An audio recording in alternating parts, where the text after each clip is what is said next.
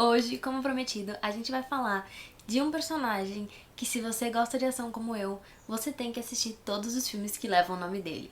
Hoje, a gente vai falar do Jason Bourne.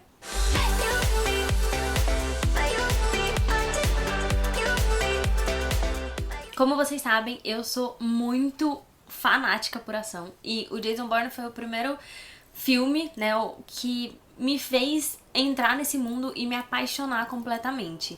Especialmente o primeiro filme, que inclusive é o meu favorito.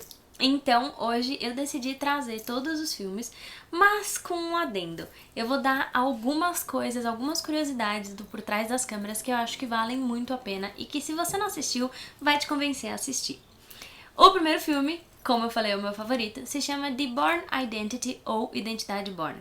Vai contar a história de um cara que é resgatado no meio do mar e que ele não tem memória nenhuma do que aconteceu e está cheio de buracos de bala. Uma coisa legal de saber desse filme é, primeiro de tudo, ele é interpretado pelo Matt Damon e o papel foi oferecido para o Brad Pitt, mas como o Brad Pitt estava fazendo o Spy Games, ele acabou não pegando o papel e quem fez foi o Matt Damon. O nome Bourne veio de uma história real que aconteceu de um padre chamado Ansel Bourne, que morava em Rhode Island, e ele foi o primeiro caso diagnosticado de fuga dissociativa. O que é isso? É um transtorno que a pessoa perde a memória e aí ela pode acabar viajando longas distâncias, tipo, ela pode mudar de cidade, de país e coisa do tipo, e acaba assumindo uma outra personalidade. Esse foi o caso, ele se mudou pra Pensilvânia, assumiu uma outra personalidade, criou uma loja, não sei o que e tal, e ficou vivendo durante 3 meses nessa vida, até um dia que ele levantou, lembrou de toda a identidade dele como Bourne e não se lembrava da identidade do que ele estava fazendo lá na Pensilvânia. Então imagina a situação. O diretor desse filme, ele só dirigiu esse filme, ele não dirigiu mais nenhum da saga, mas o escritor escreveu todos menos o último. O diretor se chama Doug Liman e o escritor se chama Tony Gilroy. O diretor fez algumas coisas que eu acho que valem muito a pena serem ressaltadas, porque trouxe uma coisa muito diferente pro filme. Quando existia uma cena de diálogo entre dois atores, ele queria que o cameraman tivesse um pequeno delay pra mudar de um personagem pro outro.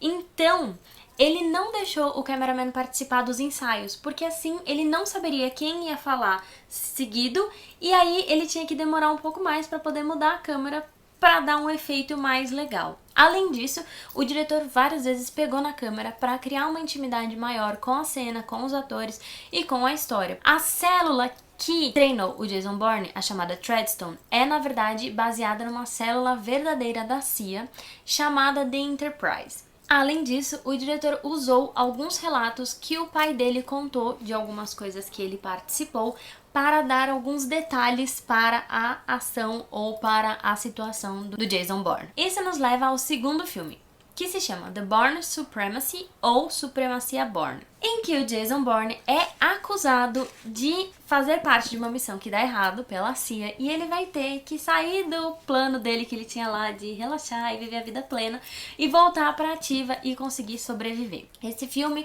foi dirigido pelo Paul Greengrass e o Tony Gilroy. Diferente do primeiro filme, ele leu todo o livro pra fazer. Só que ele falou que ele não ia fazer o livro, tipo, adaptar ele pra um roteiro.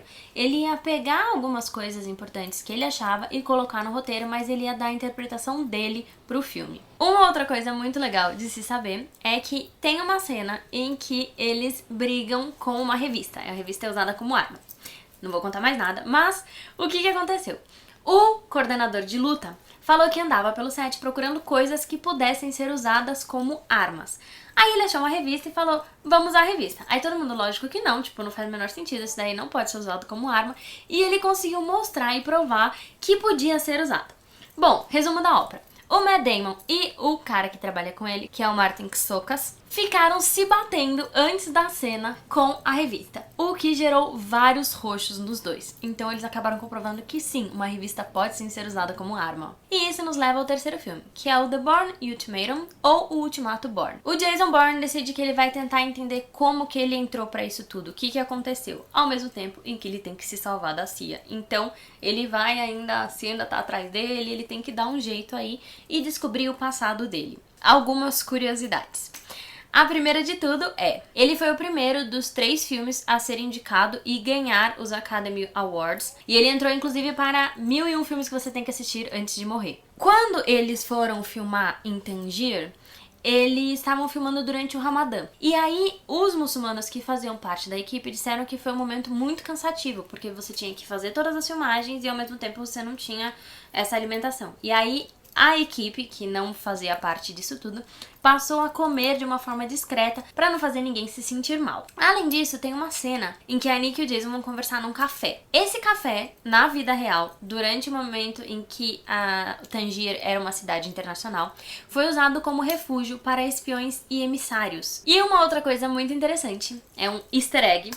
Quando o Jason Bourne tá correndo por cima dos telhados, é possível ver uma criança jogando o Hitman Contracts. Esse jogo é baseado na história de um cara que viaja ao mundo matando pessoas, o que relaciona bem com a vida do Jason Bourne antes dele perder a memória. Isso nos leva ao 4º filme, The Bourne Legacy, ou O Legado Bourne. Diferente de todos os outros, o Matt Damon não participou e nem quem dirigiu foi o Paul Greengrass. Na verdade, o Tony Gilroy, que foi o mesmo que escreveu todos os outros roteiros, dirigiu esse filme. O irmão dele, o John Gilroy, editou.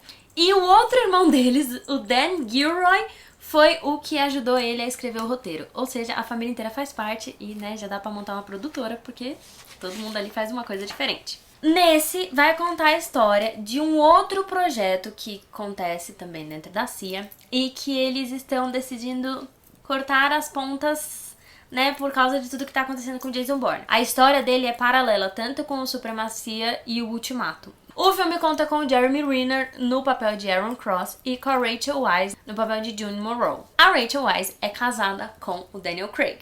Quando eles estavam filmando, o Daniel Craig foi visitá-la no set. E aí o diretor falou que ter o James Bond no set do Jason Bourne era uma coisa muito fora de série. O Jeremy Renner contou que na cena em que eles estão de moto em Manila, foi uma cena muito difícil de fazer e pra ele foi a mais, assim, que deixou ele mais nervoso, porque ele era responsável não só por ele, mas pela Rachel também. E a Rachel contou que naquela cena ela não está atuando, na verdade ela realmente estava com medo, então o que a gente vê ali não é atuação. Quando ela menciona uma questão de um vírus uma arma biológica que foi feita, ela tá contando um caso real que aconteceu em 85 numa base dos Estados Unidos chamada Front Detrick, que durante o começo da Guerra Fria era usada para criar essas armas biológicas até o Nixon fechar em 69. Além disso, esse é o filme mais longo de todos e ele quebra porque nos outros 3 primeiros eles estavam seguindo uma ordem alfabética. E aí esse daí entrou e falou, não, vamos fazer diferente. Outra coisa que é bem legal, o Jeremy Renner só vai falar depois de 15 minutos e 7 segundos. Ou seja, os 15 primeiros minutos ele não fala nada. O que ele podia me ensinar, né? Porque falo bastante. Mas tudo bem, vida que segue.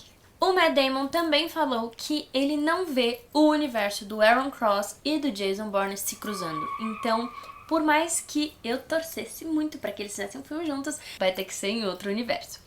E uma coisa bem legal, o Jeremy Renner fala que ele vai voltar para o ninho em um momento do filme. E quando você vai analisar Os Vingadores, o ninho é o lugar favorito do Hawkeye, que é o papel interpretado pelo Jeremy Renner. Então, pequena conexão dos mundos. Isso ia ser bem da hora. Não, mas não ia funcionar, mas ia ser legal. E aí, uma última coisa quando eles terminaram o primeiro filme, eles, um tempo depois, iam anunciar a data do segundo filme. Porém, o Matt Damon falou que ia voltar para o papel.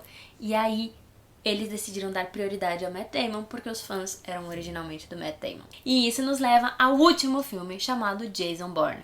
Esse filme, o Matt Damon disse que só voltaria se o Paul Greengrass dirigisse. E aí, ele acabou dirigindo. E o Tony Gilroy acabou não escrevendo esse filme. Há algumas coisas que são bem legais. Esse filme, teoricamente, é o fechamento de tudo. Eu acho que ele deixa o final meio ambíguo, mas minha interpretação. Quando eles foram filmar a cena em Las Vegas, demorou 5 semanas para eles conseguirem filmar e eles destruíram em torno de 170 carros. Além disso, as cenas eram filmadas apenas da meia-noite até o sol nascer. Não era filmado em mais nenhum outro momento. Eles também iam filmar algumas coisas na Grécia. Os produtores chegaram a pedir para os governadores da Grécia para conseguir filmar, só que as taxas eram muito altas e eles acabaram desistindo e não teve a filmagem na Grécia. O Matt Damon também contou que pra voltar a viver esse personagem, ele teve que fazer um treino mais intenso e que foi muito mais difícil, porque ele já estava com 45 anos, então ele teve que se manter bem restrito à dieta dele e treinar bastante pra recuperar o porte do personagem. O Matt Damon também produziu esse filme. Essas são as dicas de hoje. Não esquece de curtir, compartilhar e comentar. Deixa aqui embaixo se você gostou dessa ideia de trazer algumas coisas por trás. Eu sou uma pessoa que amo essas coisas, eu sempre pesquiso, sempre procuro pra saber as conexões, o que aconteceu, como que o personagem foi escalado, já assisti várias coisas, então se você tiver vontade, me manda que eu começo a colocar isso nos vídeos pra trazer mais essas curiosidades, tá bom? Ah, e não esquece de compartilhar, quando você compartilhar me marca e deixa aqui embaixo qual desses você já assistiu, qual você mais gostou e qual é o que você tá mais animado pra assistir, caso você não tenha assistido. Deixa aqui embaixo qual é o seu favorito, o meu é o Identidade Born, tá bom?